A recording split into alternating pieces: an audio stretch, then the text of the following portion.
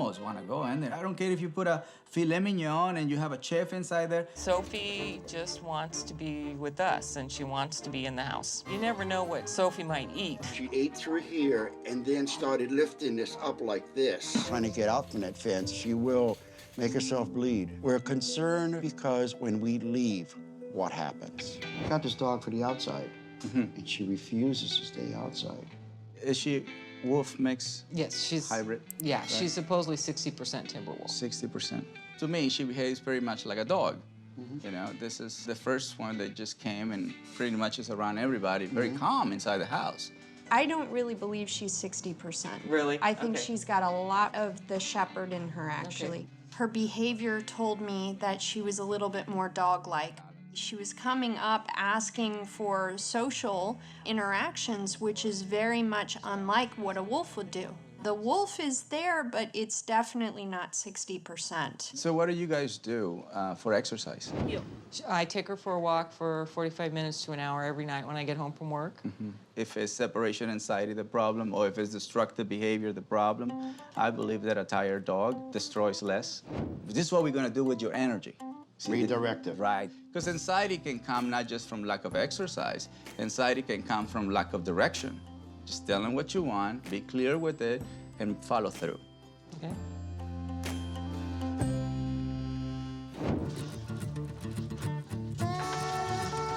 So I saw a treadmill in the back, and it looks dusty, so that means not a lot of people use it. This enclosure is way too small for her. And so while Jennifer was teaching about the wolf confinement, I took the initiative of learning how to work the treadmill and at the same time introduce her on the treadmill. What I'm gonna do is I'm going to remove some of that energy while they're over there. We had to look at no electric fencing. She already has a reaction to this. You can see she's running and pacing, and this is not going to solve separation anxiety. This is going to create more anxiety. What I would recommend, and I know this is a big commitment, but you guys could split it in half. Yeah, it's right there. Is doing like 2-hour walks a day, one in the morning, one in the evening. When you introduce her to this new environment, you've got to associate it with a positive thing. So, but are you kind of suggesting like a doggy door for a while, or? Yeah, but that would be great for her to have, you know, more Free access. freedom.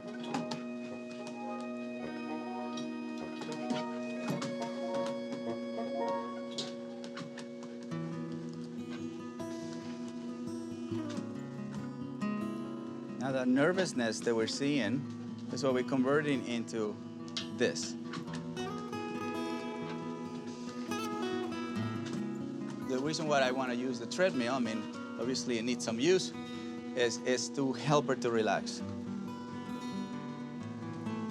That's better. That's good.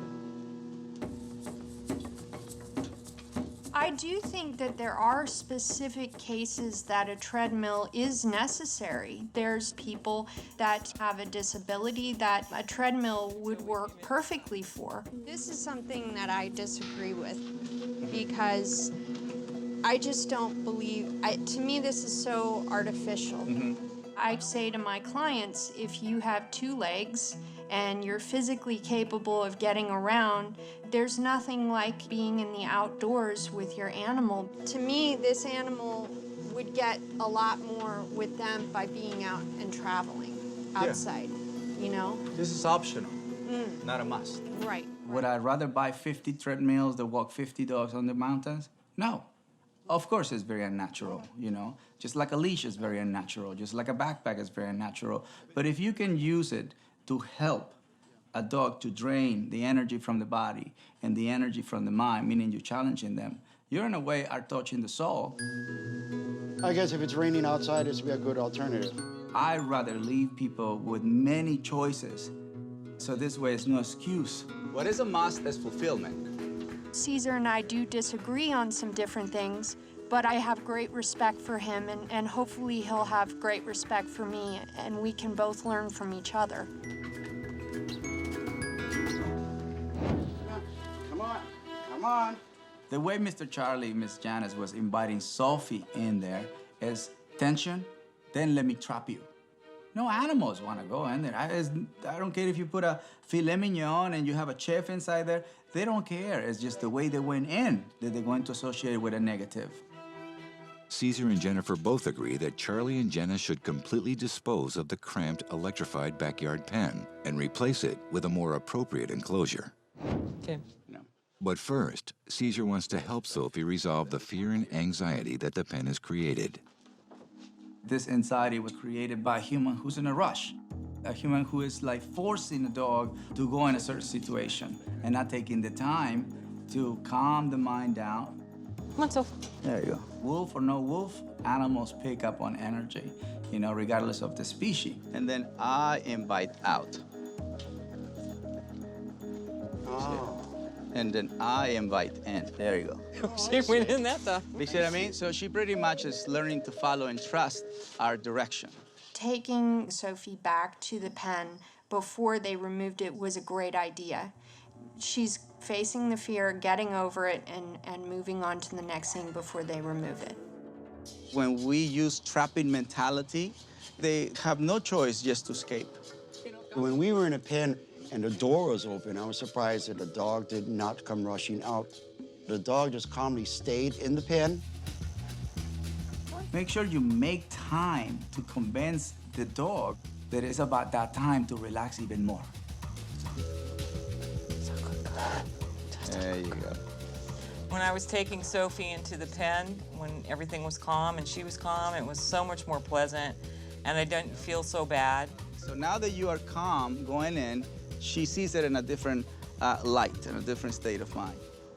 I knew that it was what we were doing, how we were acting, our energy, what we're projecting, but that's what I wanted, for him to tell us what we could do better. It's okay. It's okay. I like that adjustment that you just did. That was good. We were very concerned about the destructiveness, and Cesar made it easy for us to understand on why it's occurring and how to stop that behavior. Good girl. And I think Cesar teaching them exactly what being calm is all about is very crucial and very important. Sophie is so young, so she's highly impressionable. Now they have the information and the knowledge to take it in a different direction. The fact that we've caught it as early as possible gives me a lot of hope. And so hopefully we'll have less trouble, less of her getting in trouble, less of Sophie doing things she's not supposed to do. Thank you so opening your much. house. Thank you. Now, instead of seeing the wheels are turning in the wolf mind, as the human's wheels are turning. Now they're seeing, how can we create what we want? It's not the dog have to learn. What do we have to learn to create what we want? That is wheels turning. I am the dog whisperer.